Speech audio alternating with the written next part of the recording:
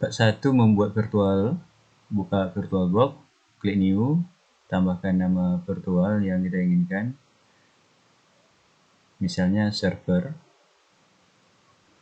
Selanjutnya klik tipe OS, kemudian pilih varian OS yang kita inginkan, klik next, tentukan memori 1024 atau 2048, next, kemudian klik setting, klik network, arahkan ke virtual host only, klik OK.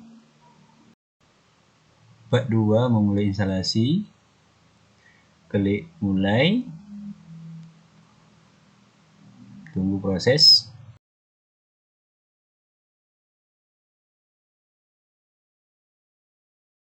Kemudian cari file ISO untuk kita booting. Lalu klik open, mount dan boot.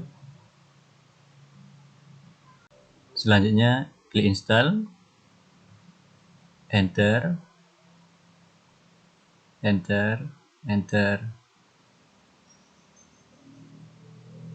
proses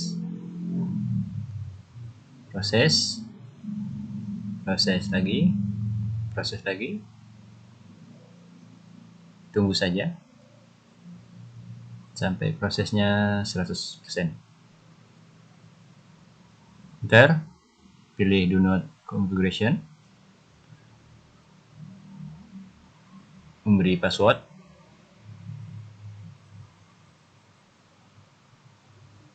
ketik 2 kali passwordnya, kemudian membuat user baru,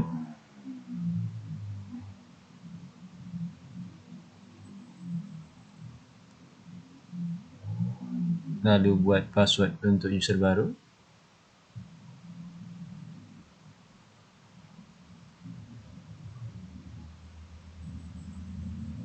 enter, proses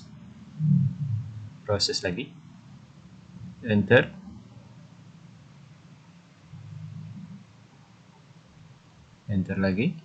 lagi, finish, pilih yes, proses, tunggu sampai 100%.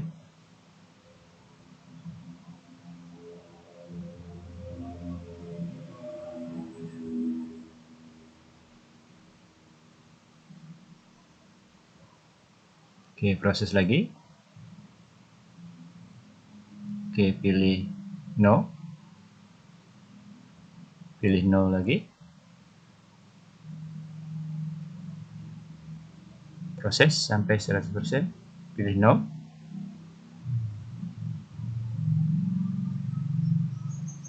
tandai standar sistem saja dan SSH jika perlu, proses lagi,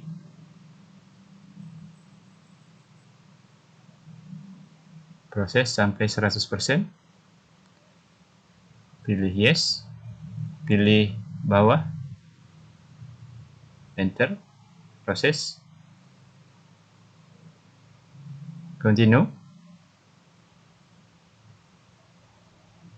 proses instalasi selesai sehingga muncul login, siap digunakan.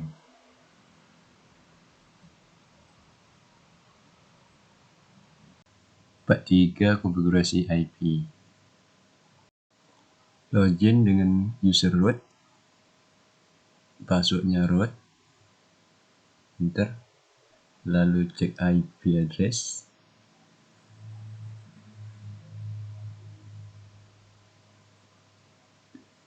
kemudian mengganti IP address,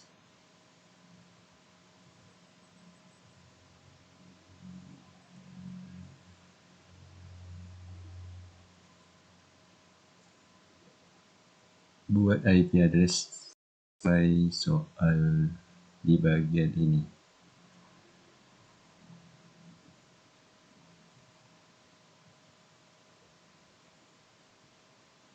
Pastikan nama interface sesuai dengan list interface yang sudah kita lihat sebelumnya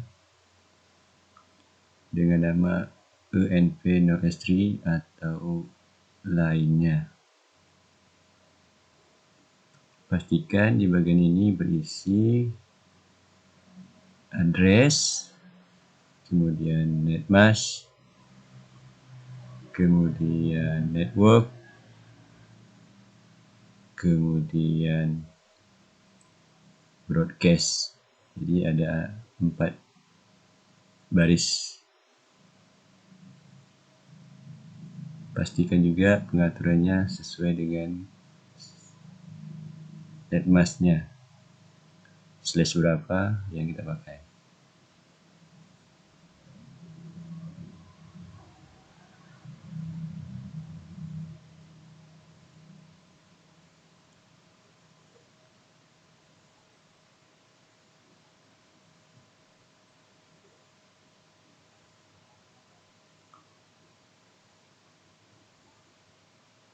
Kemudian kita simpan dengan Ctrl O, Enter, lalu keluar Ctrl X, kemudian kita bersihkan layar, Ctrl L, lalu kita restart networkingnya. Jika terjadi error, maka perlu kita baiki. Lalu kita cek kembali IP address kita. Part 4 opsional pengaturan SSH. Masuk ke SSH, lalu kita edit file SSH deconfig. Ini tujuannya supaya bisa di remote. Ganti permit root loginnya menjadi yes. Jadi kita edit, pagarnya dibuang, lalu probability password itu diganti dengan yes. Kemudian kita simpan, lalu kita restart.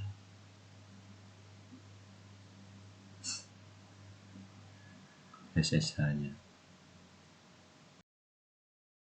Part 5 konfigurasi IP komputer host. Oke, kita akan mengatur IP pada komputer host.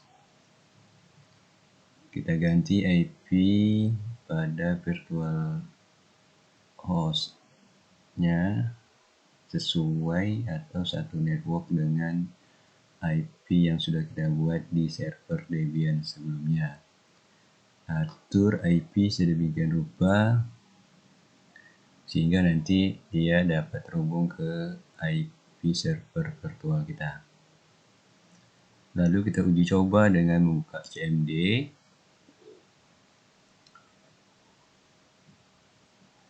Kemudian kita lakukan ping ke IP server.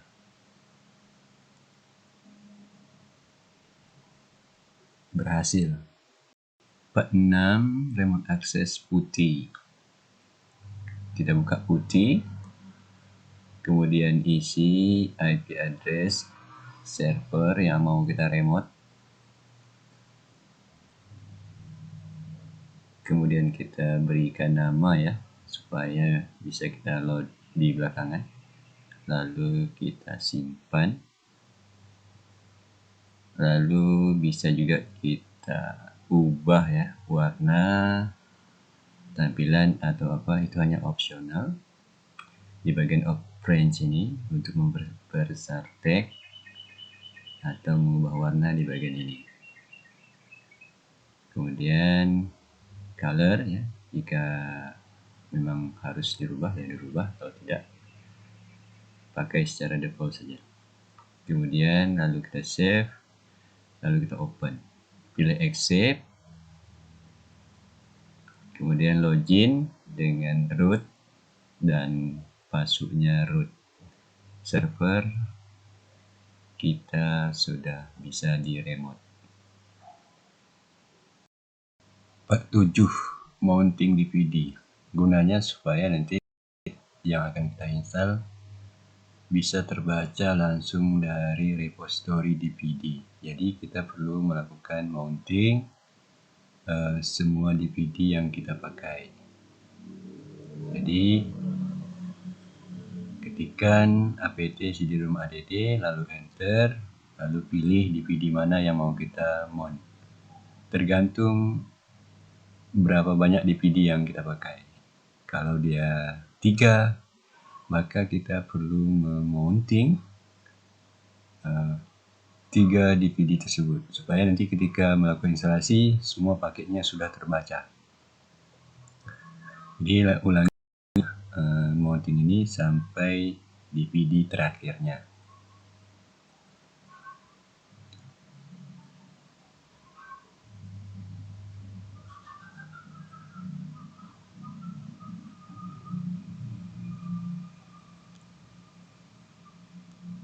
Oke, selesai. 48 konfigurasi DNS server. Lakukan install paket bin 9, lalu DNS util. Kemudian kita enter.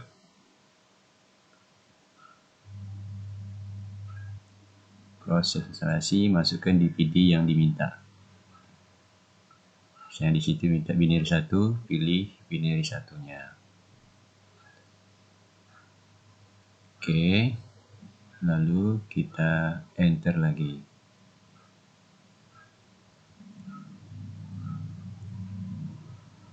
Proses instalasi. Tunggu sampai selesai. Kemudian diminta paket yang ada di DVD 2 atau binary 2. Maka kita perlu memilih DVD yang kedua. Klik. Kemudian kita enter lagi sampai prosesnya selesai.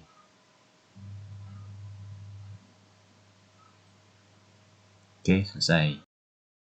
Baik, selanjutnya masuk ke bin, cd/etc/bin, enter. Kemudian kita ls, melihat daftar filenya, lalu edit nameconf the file zone ya.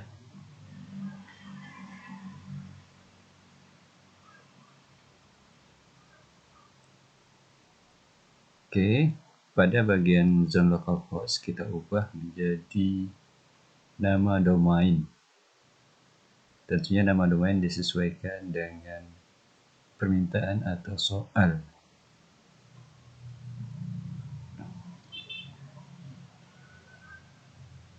Untuk domain pastikan ada .nya ya, .scid, .com atau yang lainnya. Kemudian pada DB lokal kita ganti menjadi DB nama yang kita inginkan. Di sini misalnya db.pas. Kemudian pada IP 127 kita ambil 3 kolom pertama tapi dibalikkan sesuai dengan IP yang kita punya. 100.168.192.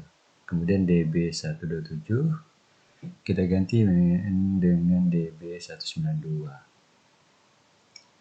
Lalu di save. Kemudian kita cp atau kita copy DB lokal menjadi DB sesuai dengan nama yang kita buat tadi. CP lagi DB127 menjadi DB192.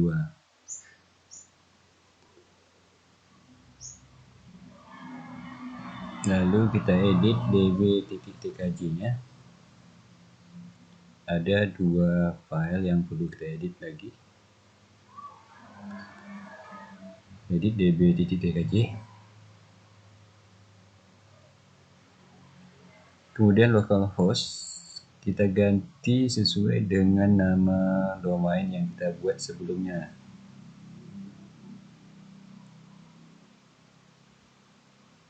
Jadi localhost-nya diganti dengan nama domain. Perhatikan juga titik-titik yang sudah ada jangan sampai hilang ya.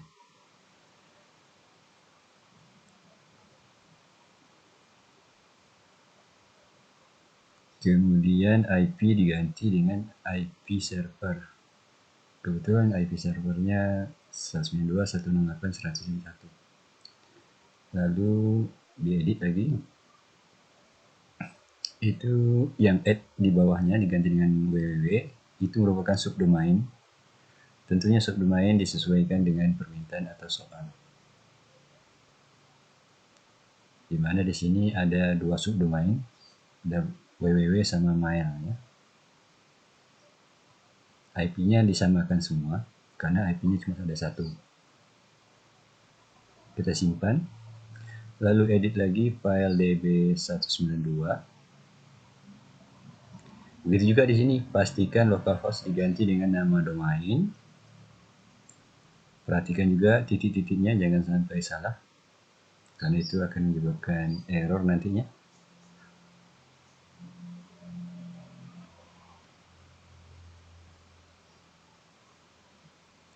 Lalu localhostnya juga di bagian bawah sini diganti sesuai dengan nama domain. Pastikan ada titik di belakang domainnya.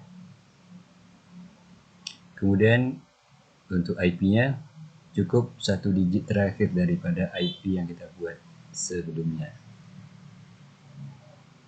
Lalu di sini tambahkan subdomain dan domainnya di sini.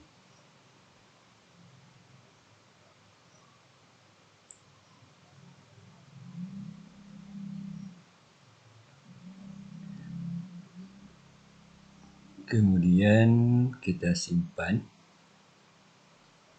Ctrl O, Enter, lalu keluar, lalu edit lagi file name con option.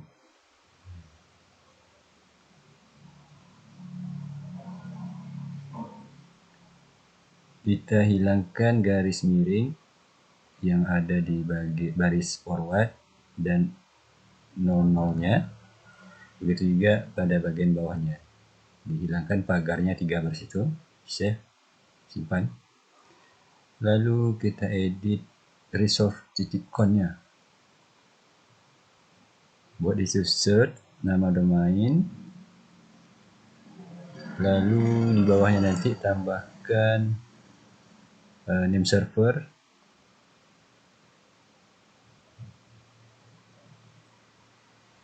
Jadi name servernya IP, search-nya itu nama domainnya. Kebalik saya tadi ya. Itu nama domain. Name servernya baru ditambahkan dengan IP server. Lalu disimpan.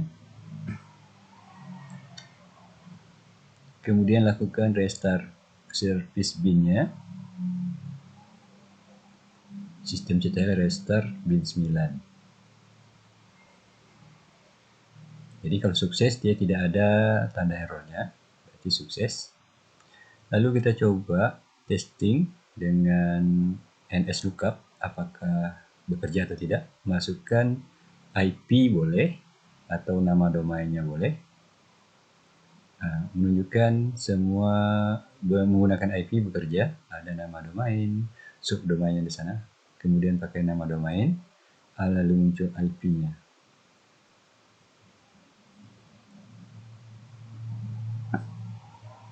Oke, di situ masih ada error ya. Mungkin ada kesalahan sedikit di bagian name default-nya. Mungkin pada bagian nama filenya salah ya. Bisa diperbaiki nanti. Mungkin kesalahan pada pemberian nama saja.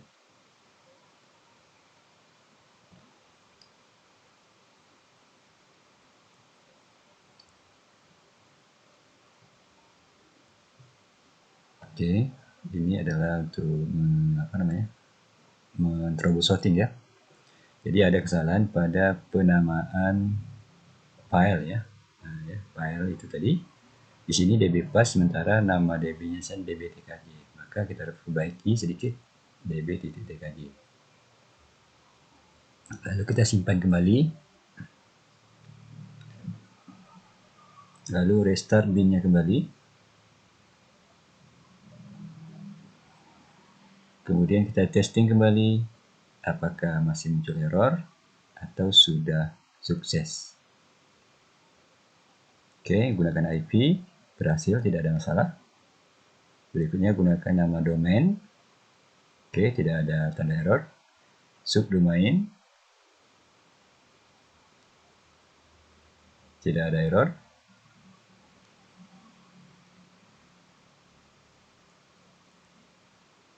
Mail, tidak ada error. Jadi semuanya sudah kembali normal ya setelah diperbaiki. Kemudian ada kesalahan tadi ya, jadi perlu kita baiki di dbtkj-nya. Nah, nama dbtkj dengan nama yang di name default harus sama. Jadi tidak bisa beda. Kalau beda nanti dia akan terjadi error. Jadi perlu melakukan troubleshooting di mana salahnya ya. Oke, ini bagian untuk name option. Lalu di sini untuk nama filenya ya, di sini tadi ya. Di sini ada kesalahan tadi. Jadi kita perbaiki, selesai.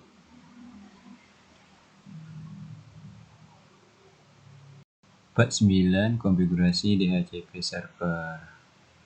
Install paket DHCP ISC DHCP min server min y, enter.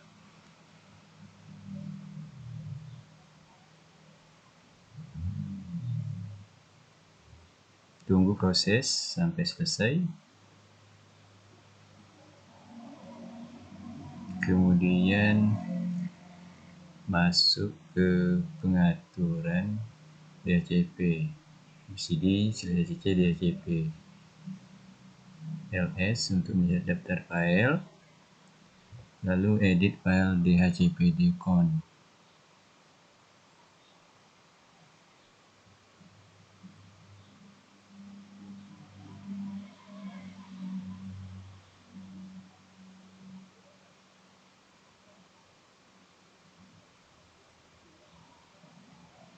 Cari file yang ada tulisan slide T ya.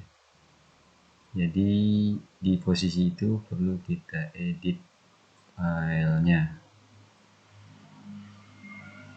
Ya, di sini bagian sini ya, subnet sampai ke pagar bawah itu. Pagarnya dihilangkan dulu. Nah, subnet pagarnya dihilangkan, rank pagarnya option, hilangkan pagarnya semua. Oke. Selanjutnya kita ubah subnetnya sesuai dengan subnet IP yang kita pakai. Kebetulan yang kita pakai adalah 124, maka networknya adalah titik 0 ya. Kemudian netmasknya sesuaikan dengan netmask 124 255.255.0 ya, sesuaikan dengan IP yang kita pakai. Lalu rank yang akan kita bagikan DHCP-nya dari berapa sampai berapa. Misalnya di sini kita buat 2 sampai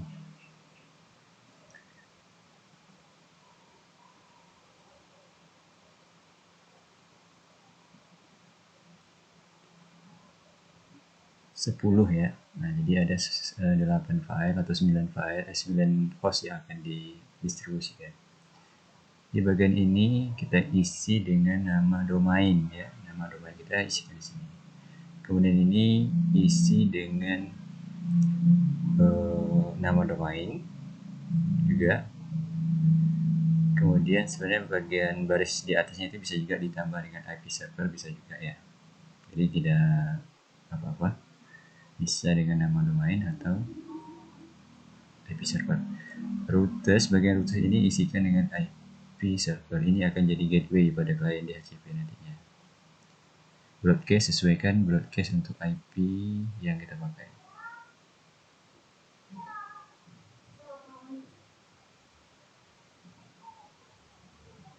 Kemudian disimpan. Lalu kita edit file dalam posisi etc default ISC ya. kita tentukan interface yang mana yang menjadi keluaran DHCP-nya.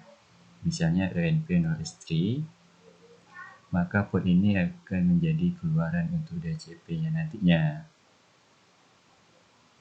Simpan.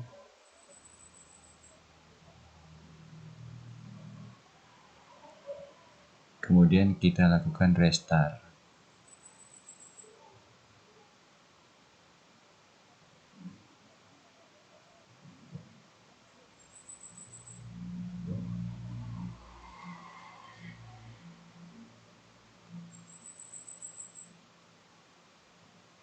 Restart ya, kita restart. Oke, tidak ada error, artinya selesai. Baik, selanjutnya kita lakukan pengujian DHCP pada DHCP client. Buka pengaturan network di komputer host kita, lalu kita atur IP untuk virtual hostnya itu DHCP ya. Klik kanan properties, kemudian kita ambil IP versi 4-nya, lalu kita ambil yang DHCP otomatis ya. Oke kan, oke. Lalu coba kita lihat status apakah dia dapat. Ya dapat ya IP-nya, kemudian nama domainnya apa di sana. Berhasil pengujian DHCP-nya. Oke, selanjutnya kita akan melihat DHCP list client di mode CLI. Oke, enter. Di sana nampak komputer yang menjadi klien kita, IP-nya berapa, MAC address-nya berapa. Jadi itu menunjukkan bahwa DHCP kita bekerja, bisa diperiksa di DHCP server, lalu sesuai dengan DHCP kliennya, nama komputernya apa, lalu IP-nya berapa, MAC address-nya berapa, itu terekam di komputer servernya. Ya, di sini kita membuktikan bahwa memang dia bekerja. Lalu bisa juga kita lakukan ping ya dari CMD komputer host menuju ke server. Part 10 konfigurasi web server. Install Apache, PHP, kemudian link sebagai browser, kemudian enter.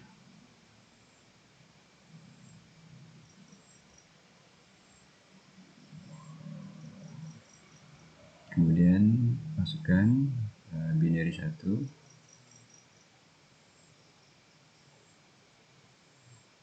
pilih DVD 1, kemudian di enter kembali, proses sampai 100%. Oke, masukkan DVD yang kedua,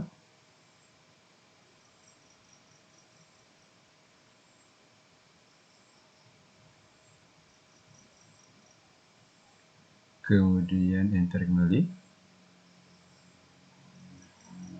Oke, finish. Selanjutnya kita uji coba Apache-nya bekerja atau tidak dengan cara link spasi nama domain. Jika ada it work, berarti servernya sudah bekerja, tinggal kita modifikasi berikutnya. It work artinya bekerja, servernya bisa digunakan. Selanjutnya kita mengkonfigurasi Apache masuk ke etc Apache 2 site available. Enter, lalu kita ls. Ada file yang perlu kita edit atau kita copy. Kita kopikan dulu file 00.paul menjadi web.conf. Kemudian kita copy kembali 00.paul menjadi mail.conf. Oke, lanjut kita kita akan mengedit file tersebut. Kita perlu disablekan dulu file 00-nya H2 di site. Kemudian kita edit file webcon. Ini untuk konfigurasi web ya. Untuk web tentunya. Ketikkan server name. Perhatikan huruf besar kecil. www, nama domain. Kemudian server alias, perhatikan besar kecil hurufnya. Hanya nama domain, tidak ada nama subdomainnya. Kemudian pada bagian dokumen root, arahkan ke HTML web. Web itu merupakan folder yang akan kita buat nantinya. Jadi file webnya tersimpan di dalam folder web. Simpan. Lanjut, kita akan menuju ke menenablekan dulu webcon-nya A2 Insight. Jadi kita enablekan dua-dua file tersebut, web sama mailcon-nya.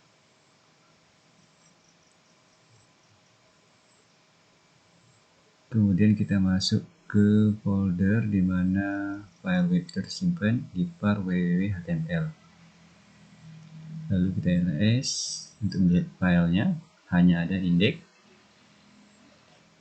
Lalu kita akan membuat folder sesuai dengan namanya, yaitu web. Kopikan file index ke dalam folder web. cp index spasi web ya. Kemudian kita akan mengedit file index yang ada di dalam web. Cari kata it work, kita ganti dengan kata-kata positif, misalnya nama website atau sesuai dengan soal ya, sukses misalnya. Oke, lalu kita simpan.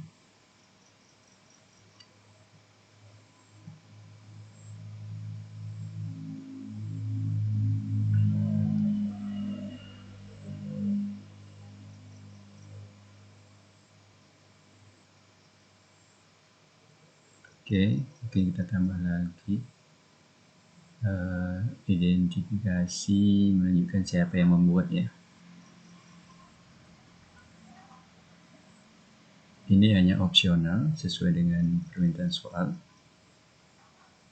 Simpan. Sistem CCL restart Apache 2.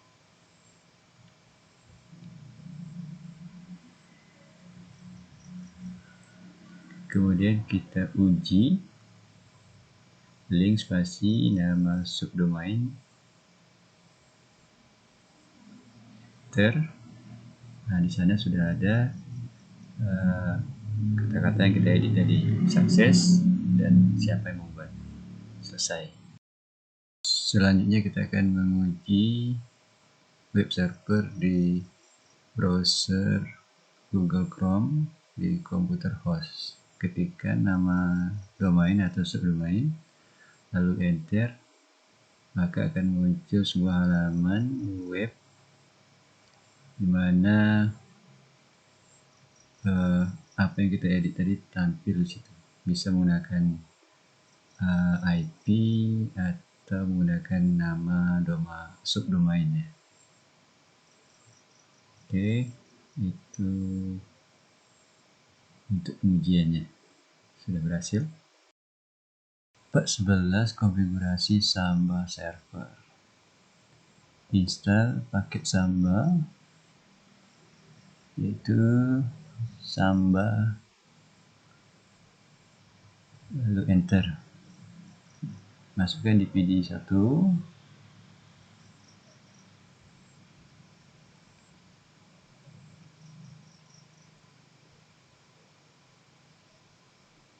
lalu enter kembali, proses instalasi. Ini pilih no, enter lagi, proses. Oke, selesai.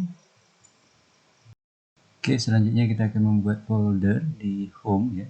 Folder yang akan kita share nanti supaya bisa diakses. Masuk ke home dulu. Lalu kita akan buat folder dengan nama Sambaku. Enter. Kemudian kita mengubah mode untuk folder Samba itu menjadi 77. Baik, selanjutnya kita akan masuk ke folder Samba, cd/etc Samba ls, maka kita akan edit smbcon. Kita edit filenya dulu. Oke, kita geser ke bawah. Kemudian kita cari baris paling bawah.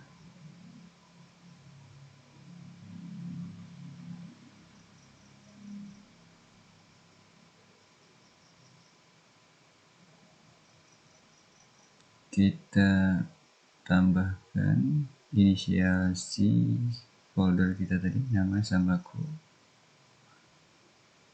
Lalu path-nya, lokasi penyimpanannya di mana?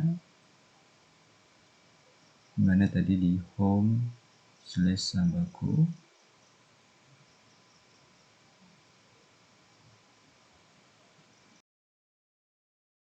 Oke, lanjut. Path-nya tadi, lokasi penyimpanan. Lalu dibuat lagi konfigurasi berikutnya, yaitu readable,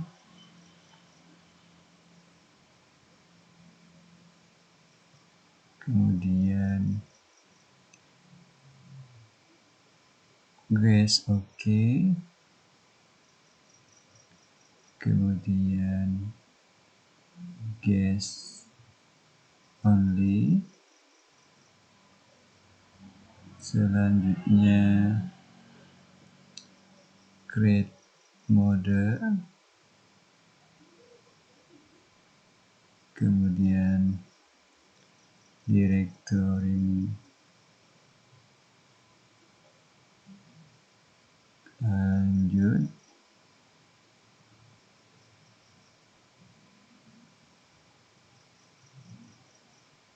Jadi itu yang perlu kita konfigurasi, simpan nantinya.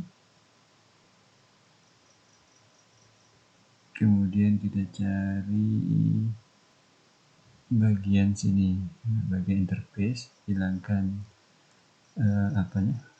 tanda titik komanya, arahkan ke IP server, networknya ya, network IP server.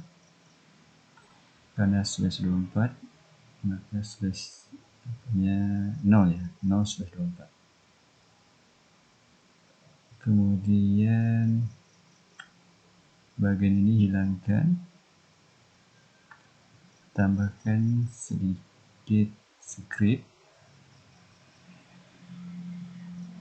agar nanti folder Samba ini bisa diakses tanpa password.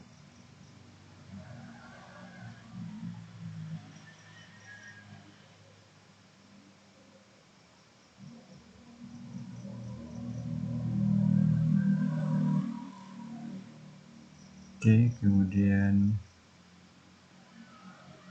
kita simpan ya. Setelah kita konfigurasi, kita simpan, tekan Ctrl O.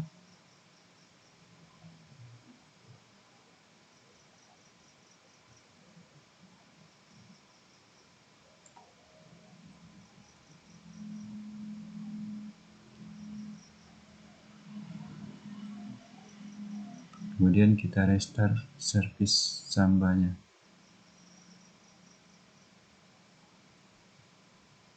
Oke. Selanjutnya kita akan menguji di komputer host, buka run, ketikkan backslash 2 kali, kemudian ketikkan IP server sambanya, enter, maka akan muncul explorer untuk folder samba yang kita share dari servernya tadi. Kemudian kita coba membuat sebuah folder atau file. Kemudian folder ini akan tersimpan di server. Kita buat file misalnya, karena sudah dikasih izin ya, maka folder ini bisa diakses oleh klien. Apakah itu membuat folder, apakah itu membuat file, diberi hak akses oleh server. Oke, kita coba untuk mengetikkan beberapa file, kemudian nanti akan kita buka di servernya. Ini pembuktian ya bahwa file ini tersimpan di server juga. Kemudian kita close nantinya.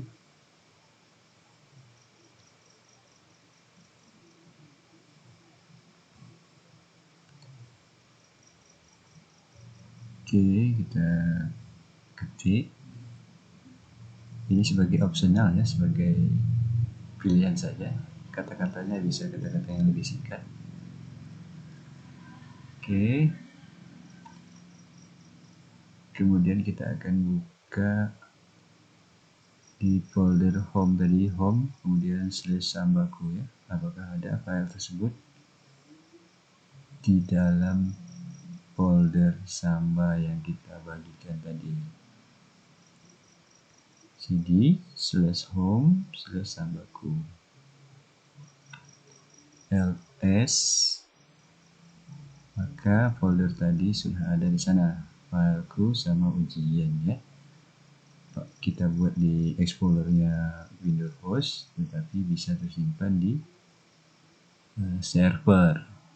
Oke, itu jadi itu ya bukti bahwa filenya memang file yang kita buat di Windows host, di komputer host. Lalu kita akan coba buat di dalam ujian itu sebuah folder baru atau file baru. Nanti akan kita coba buka lagi di Explorer komputer Windows host. Apakah folder yang kita buat di sini itu bisa tampil di Explorer Windows host atau tidak? Oke, kita ketik saja kata-kata singkat ya.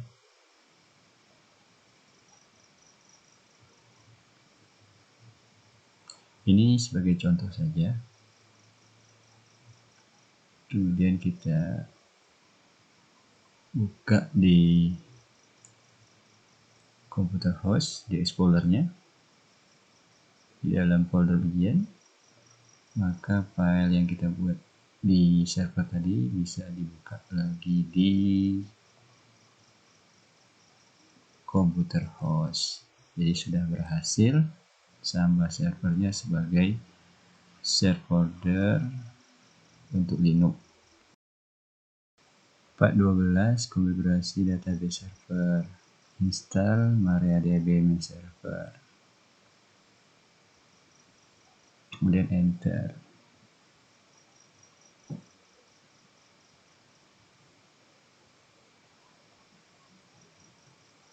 Proses. Oke, selesai. Selanjutnya kita mengkonfigurasi MySQL_secure installation. Lalu kita enter.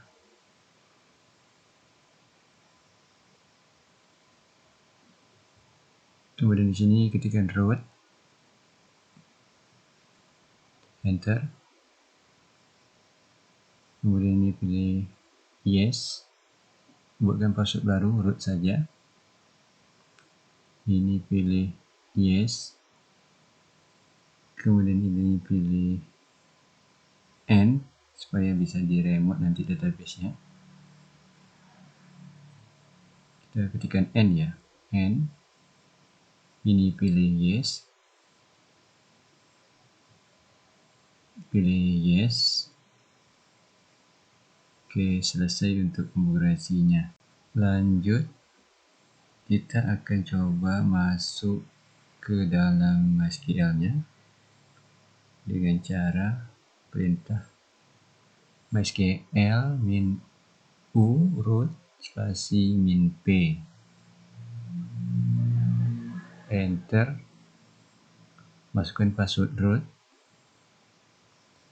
kemudian kita lihat database-nya, show databases, titik koma. Di sana sudah ada database bawaannya.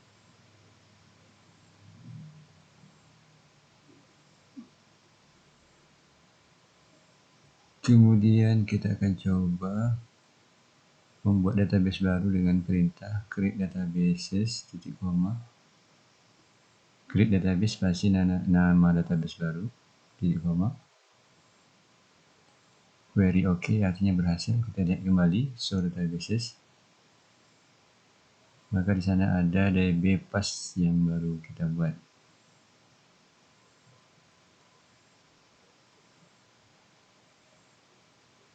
Selanjutnya kita gunakan DB pas tadi, use DB pas, titik koma. Database-nya sudah berubah. Lalu kita buat tabel, contoh tabel. Perintahnya adalah create table spasi nama tabel, lalu buka kurung, nama kolom, kemudian tipe data, disesuaikan dengan kebutuhan. Contoh di sini adalah ID, kemudian tipe datanya integer,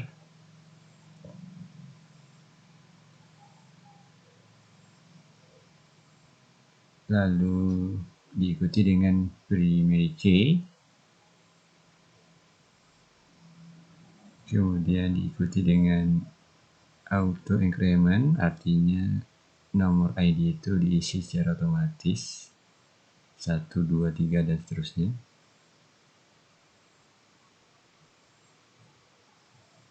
Koma. Kemudian kita buat kolom yang kedua, nama, kemudian tipe datanya varchar,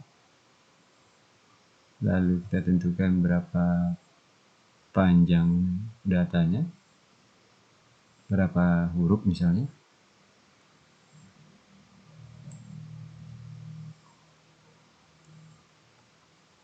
(30) untuk nama. Kemudian kita buat kolom berikutnya, kelas, tipe datanya varchar, kemudian panjang datanya 5 misalnya, kemudian koma ya. Kita buat kolom berikutnya, alamat, tipe datanya varchar. Varchar itu adalah bisa menampung huruf, angka, baca, tanda baca, dan seterusnya. Oke, kita tutup kurung, lalu titik koma, enter. Oke, query OK artinya berhasil dibuat. Oke, integer, primary key sebagai kunci utama, auto increment tadi, varchar ya. Kemudian kita akan lihat tabelnya ada nggak. Kalau ada berarti berhasil. Show tables. Nah, maka di sana ada tabel pas ya. Di tabelnya sudah bisa kita buat. Selanjutnya kita akan coba melihat struktur tabelnya dengan perintah describable spasi nama tabel. Maka akan muncul bentuk tabelnya seperti ini. Ya. Ada kolom apa, tipe datanya apa, ekstranya apa.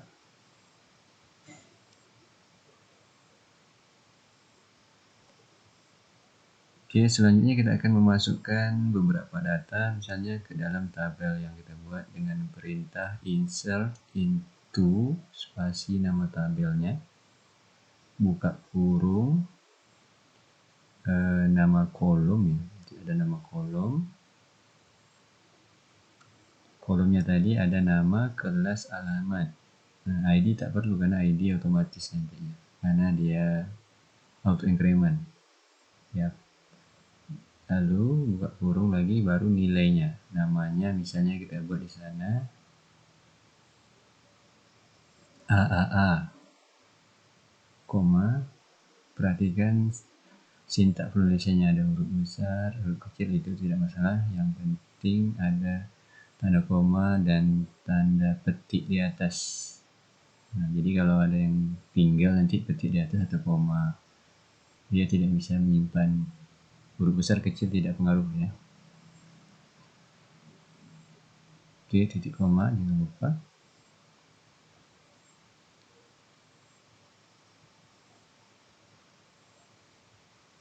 Oke, query oke artinya sudah berhasil. Nama AAA, kemudian kelasnya adalah kelas 11 ya. Alamatnya adalah Jalan Imam Bonjol. Lalu kita akan lihat apakah data ini tersimpan atau tidak dalam tabel dengan cara perintah select ya, select bintang from spasi nama tabel kita tadi. Jangan lupa titik koma di ujungnya. Nah, itu kan sudah ada. Namanya siapa, kelas berapa, alamat berapa. ID-nya otomatis terisi. Nomor 1 ya. Kemudian kita akan menambah satu lagi. Mungkin namanya kita bedakan. BBB atau yang lain ya. Oke. Kita modifikasi sedikit datanya.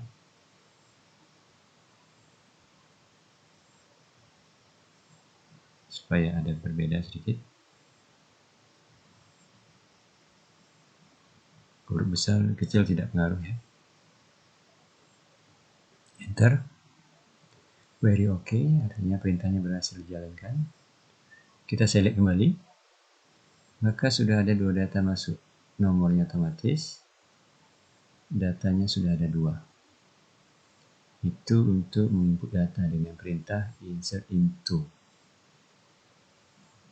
Lalu kita akan coba mengupdate data yang ada di tabel dengan perintah update. Kemudian diikuti dengan set nama kolom yang mau diupdate.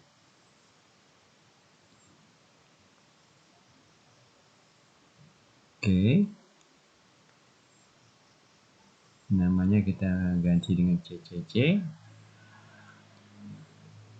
Lalu tentukan kuncinya where. Where itu adalah di mana, menjadi kuncinya adalah ID berapa mau kita update. ID 1, maka yang ID 1 aja yang berubah namanya menjadi CCC. Oke. Query oke ya. Artinya berhasil.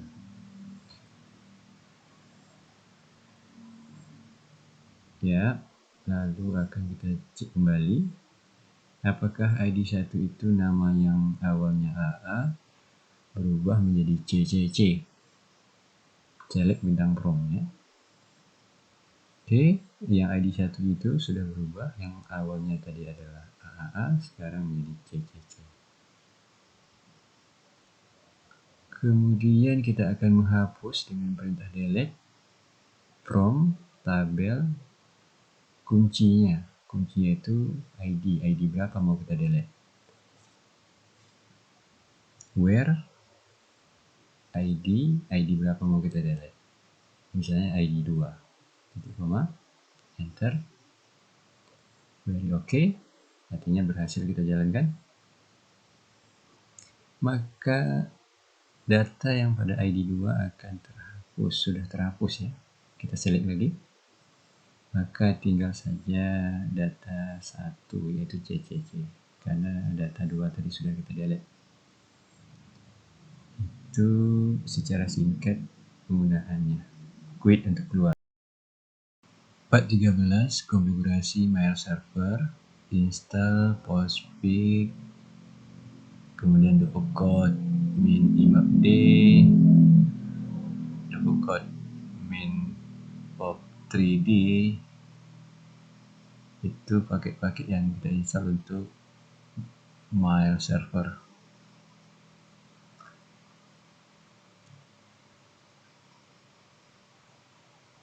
Enter, kemudian masukkan DPD yang diminta.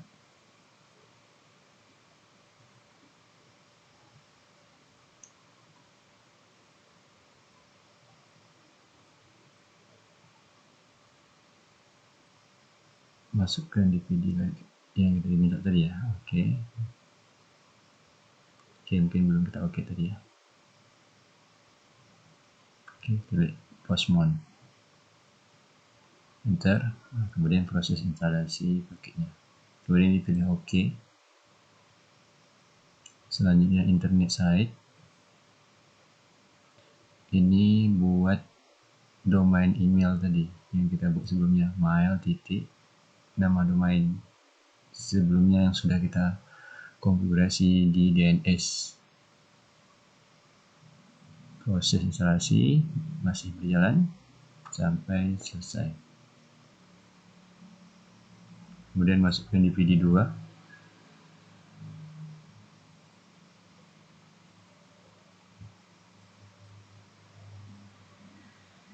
Pilih DPD 2.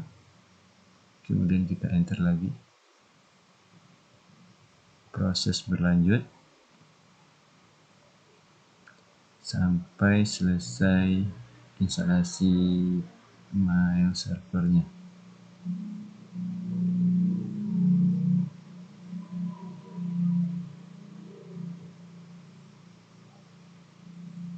Oke, selesai.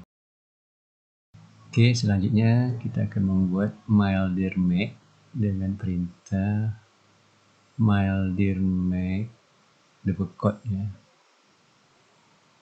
/etc scale. Jadi mail_dir itu dibuat di dalam folder scale. Perhatikan huruf besar kecilnya, M-nya besar. Enter. Kemudian kita akan masuk ke Postfix, cd etc Postfix. Lalu kita lihat filenya ls, kita akan edit main.cf. Oke, lalu kita edit file main.cf nya.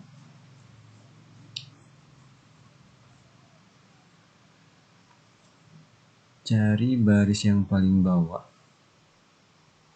di dalam file konfigurasi ini, kita tambahkan home_mailbox huruf kecil ya, spasi sama dengan mail_dir/. Jadi huruf besar kecil mail_dir-nya tolong perhatikan. Kemudian di bagian sini ubah menjadi network untuk IP server yang kita pakai. Dalam hal ini network /24 ya. Kebetulan yang dipakai adalah /24. IP networknya yang ditambahkan di sini. Kemudian disimpan.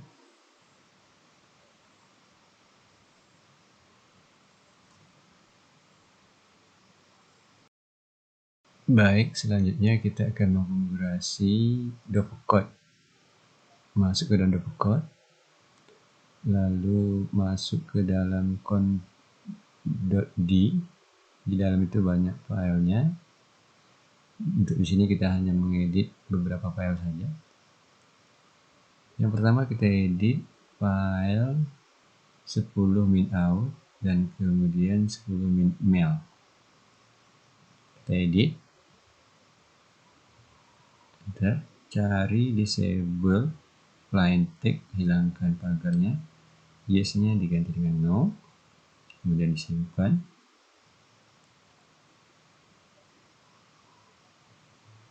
Oke, selanjutnya nanti kita edit 10 min mail. Oke, di sini kita ubah my location-nya. Nah, my location ini kita aktifkan. Kemudian my location yang bawah ini kita matikan. Jadi my location itu mengarahkan ke MailDir. Kemudian kita restart. Duplicate-nya kita restart. Kemudian postfix-nya juga kita restart untuk menjalankan service mail server ini. Selanjutnya kita akan coba menguji menggunakan telnet spasi IP server, kemudian diikuti dengan port 25 untuk mengirim.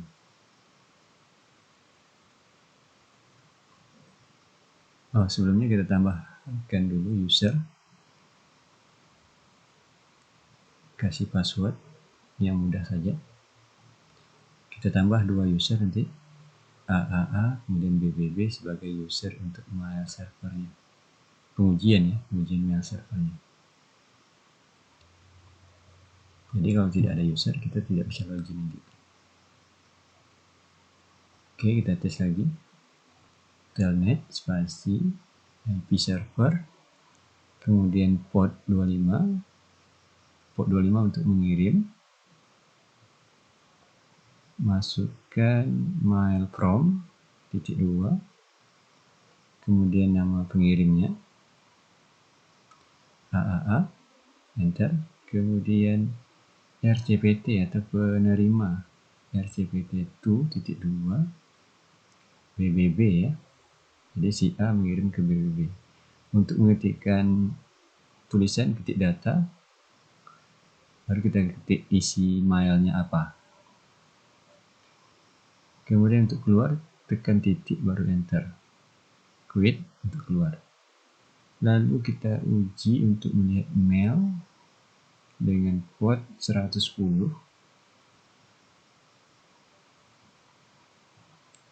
Enter, kemudian user, kita tentukan user yang mau masuk, BBB, kemudian passwordnya, BBB, kemudian start, untuk lihat statusnya, ada 1, berarti ada yang masuk. Retry untuk membaca, itu dia sudah masuk ya.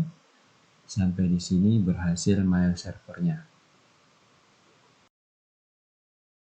Part 14 Webmail Roundcube. Install Roundcube Core, kemudian Roundcube MySQL ya. Jadi ini gunanya untuk webmail, bisa diakses di browser Google Chrome di komputer host nantinya. Masukkan DPD yang minta.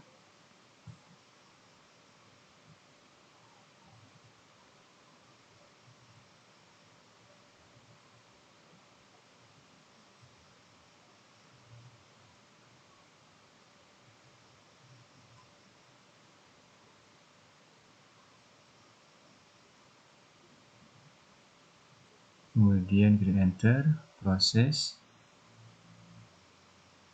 Kemudian masukkan DPD 2.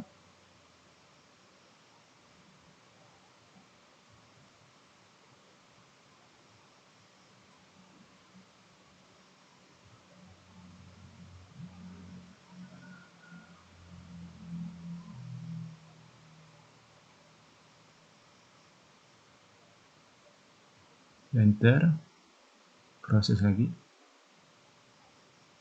masukkan DPD berikutnya, DPD 3.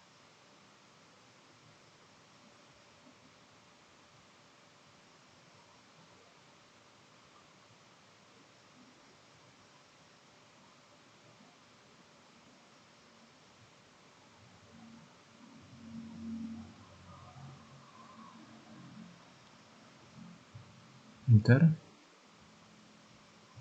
kemudian pilih yes, enter. Ini masukkan password root ya, password database-nya tadi yang kita buat root, ya, masukkan root di situ.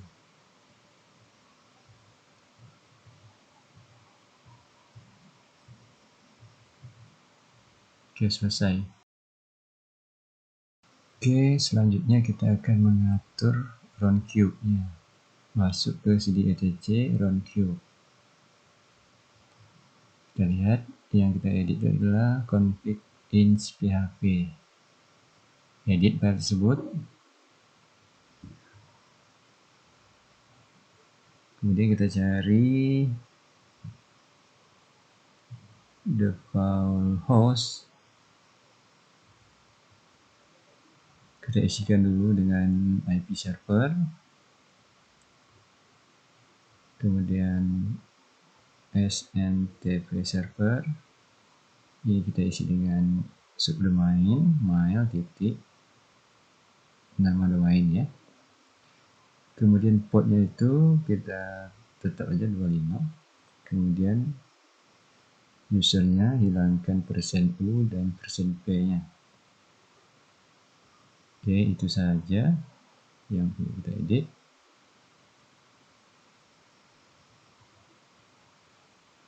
Jadi perhatikan yang mana yang perlu kita edit. Oke, simpan.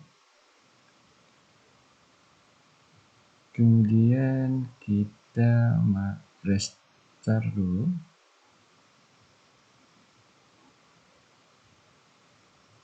Apache-nya. Selanjutnya kita tes di browser link mail domain emailnya, ternyata dia mengarah ke web ya. Sebab file Apache-nya belum kita konfigurasi. Masuk ke Apache Set Available dulu. Nah, yang pernah kita copy sebelumnya. Ya, yang di sini ya, di mail config ini kita ganti atau kita edit di dalamnya. Nano isikan di sini server name-nya, nama subdomain mail titik subdomain, nama subdomainnya mail, kemudian diikuti dengan nama domain. Kemudian dokumen root-nya diarahkan ke USR share, kemudian round cube. Nah, ini untuk mengarahkan ke round cube-nya. Kemudian kita simpan, lalu kita restart Apache-nya nanti. Kita aktifkan dulu Ado Insight mailnya. Oke, sudah aktif sebelumnya, baru kita restart Apache-nya.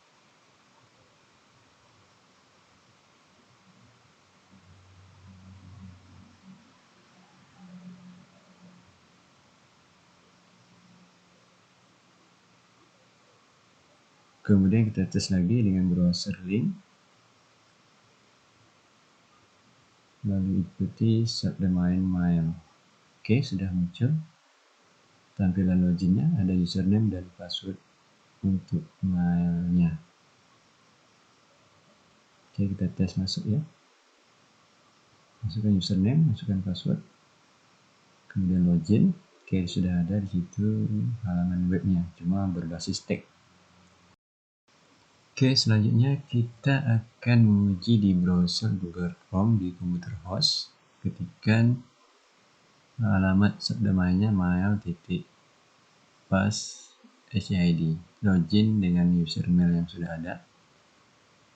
Ternyata sudah masuk mailnya, bisa kita akses melalui browser Google Chrome yang berbasis GUI.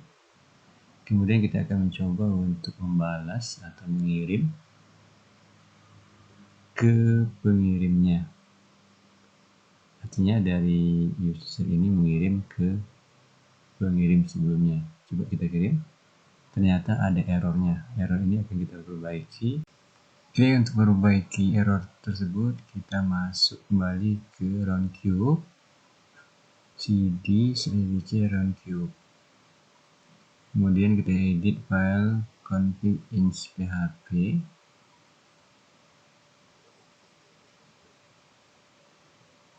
Jadi yang perlu kita perbaiki itu hanya pada bagian default host. Ini sebelumnya IP. Sebelumnya IP ya. Kita ganti dengan domain. Nah, domain saja.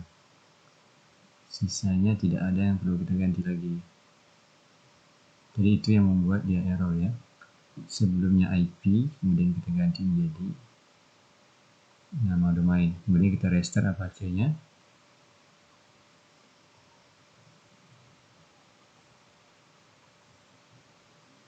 Lalu kita uji coba di browser Google Chrome yang ada di komputer host. Kita login lagi user yang ada.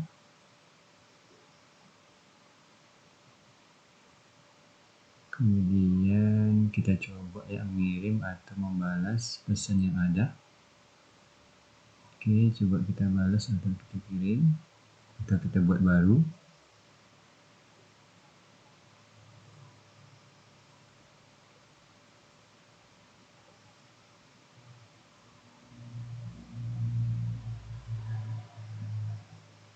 Kita ketik isi emailnya, kemudian kita kirim. Kemudian tidak ada tanda error lagi, sukses ya. Kemudian kita berpindah, logout dulu, kita login dengan user yang lain. Kita perlu menguji beberapa user sehingga kita yakin mail servernya sudah bekerja dengan baik. Kemudian kita cek.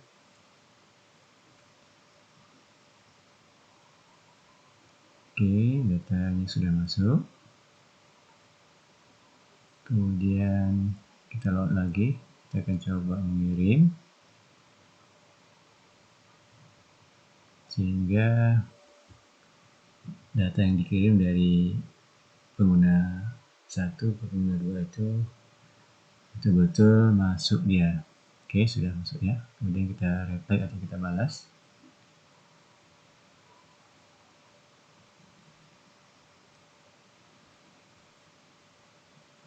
Ini merupakan pengujian yang berbasis GUI ya, berbasis grafik. Jadi pengguna awam itu tidak bisa menggunakan berbasis teks. Jadi harus dibuat yang berbasis GUI yang seperti ini.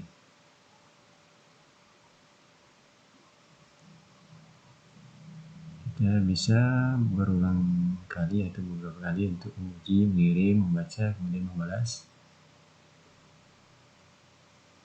Sama halnya di email-email yang ada di internet ya, di Gmail atau email yang lainnya. Cara kerjanya hampir sama ya.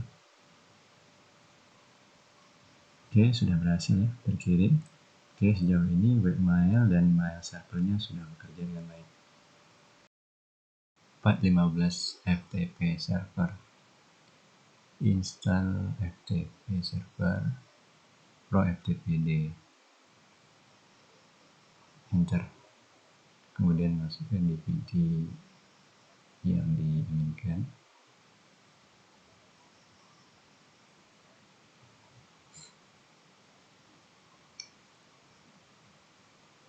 Kemudian enter lagi.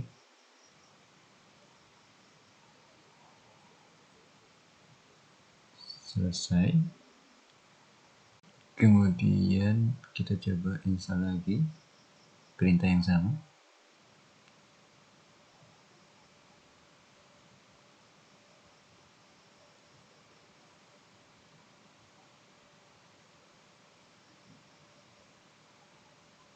install proftpd y, lalu enter. Kemudian di situ ada katanya try apt fix install broken install, itu artinya proftpd nya belum terinstall secara baik. Kita coba menggunakan fix broken, apt fix broken untuk memperbaiki instalasi yang belum selesai tadinya.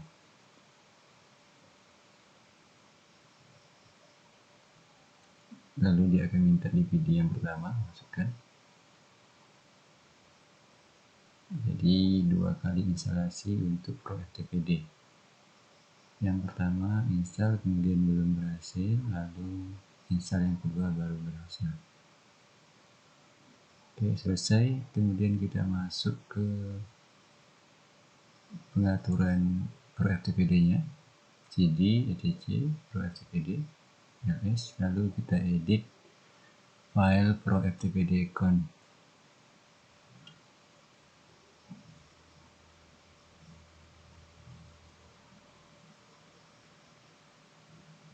Oke, di sini kita cari default.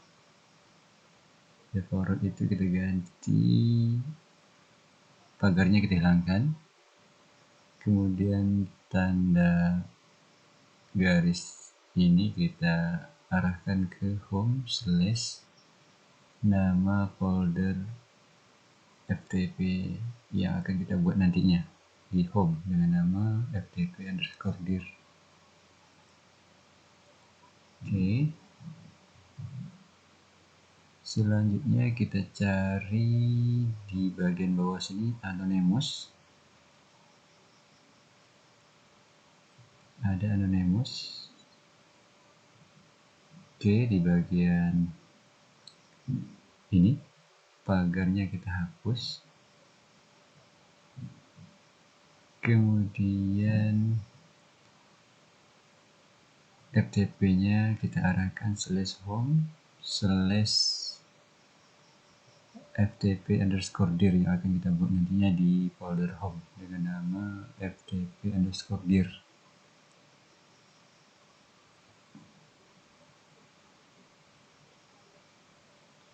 Tentunya ini disesuaikan dengan nama folder yang akan dibuat. Kemudian user, pagarnya hilangkan, nama usernya ftp nantinya, kemudian user alias anonymous, kemudian ftp. Jadi ada 2 user yang bisa masuk, bisa anonymous, juga bisa menggunakan password. Lalu di bagian bawah sekali anonymous ini dihilangkan pagarnya, lalu disimpan. Kemudian kita akan masuk ke home untuk membuat directory yang kita arahkan tadi, mkdir ftp_dir. Oke, lalu kita ubah modenya menjadi 77. Oke. Kemudian kita akan menghapus user ftp.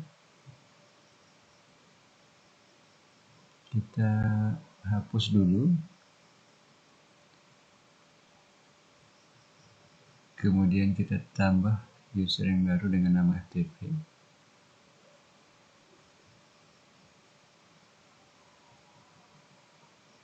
Lalu kita buat password untuk user ftp.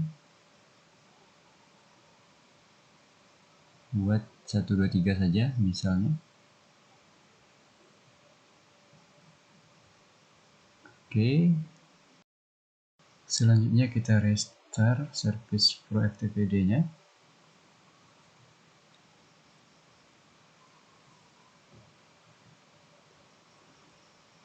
Oke, tidak ada masalah. Kemudian kita akan lakukan pengujian ya, menggunakan perintah ftp localhost.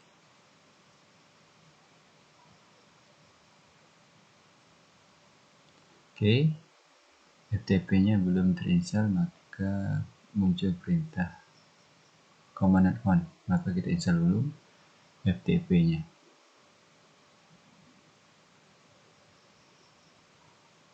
Oke, selesai. Lalu kita tes FTP localhost.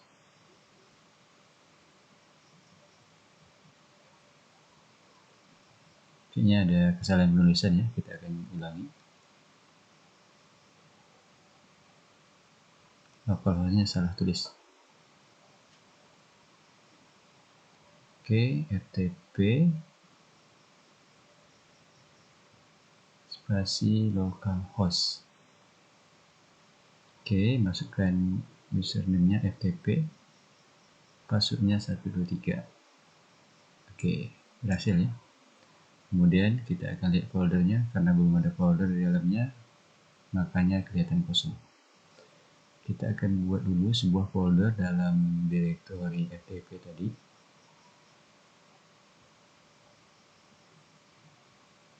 Dengan nama foldernya game.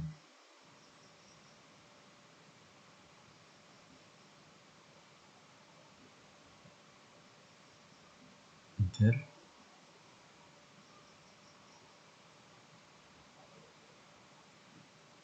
Kemudian kita coba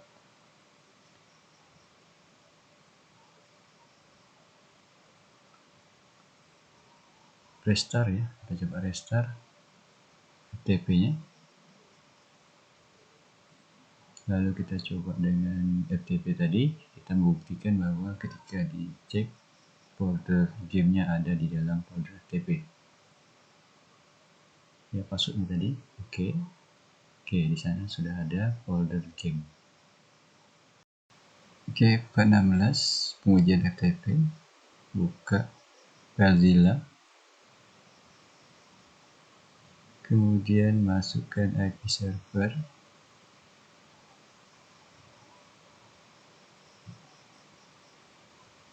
kemudian masukkan username-nya FTP, lalu password-nya 123, kemudian quick connect, checklist, kemudian OK. Maka di sana sudah ada folder game ya. Jadi kita akan coba membuat folder atau file dari komputer host, di mana folder atau file ini nanti tersimpan ke server FTP. Oke, kita coba buat folder ya di teori rootnya.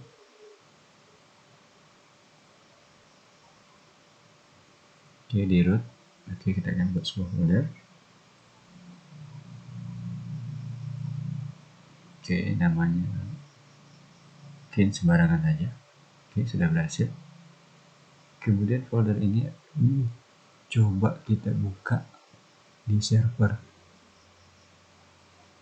Apakah benar folder ini tersimpan juga ke server? Maka kita akan masuk ke home dulu, lalu FTP dir, kemudian kita ls. Ternyata di sana sudah ada folder yang kita buat dari komputer host. Kemudian kita akan membuat file kosong dari server, kemudian bisa di-download oleh komputer host. Oke, refresh. Oke, di sana sudah ada filenya. Oke, klik kanan untuk mendownload. Tentukan direktorinya atau posisi di komputer hostnya tersimpan di mana, di desktop misalnya. Kemudian kita klik kanan, download untuk mendownload file. Maka file itu akan di-download dan tersimpan pada direktori yang kita inginkan. Dalam hal ini di desktop ya. Kemudian dari komputer host bisa mengupload ke direktori FTP. Klik kanan filenya lalu upload. Kita akan buktikan filenya bisa dibuka juga di server Nah, itu dia yang ada PPL itu merupakan file upload dari komputer host. Coba kita akses dari server, langsung aja kita ke nama file. Oke, itu nama filenya. Oke, sejauh ini sudah berhasil ya pengujian menggunakan FTP server, baik menggunakan CLI dan GUI. Tentunya kalau GUI menggunakan FileZilla.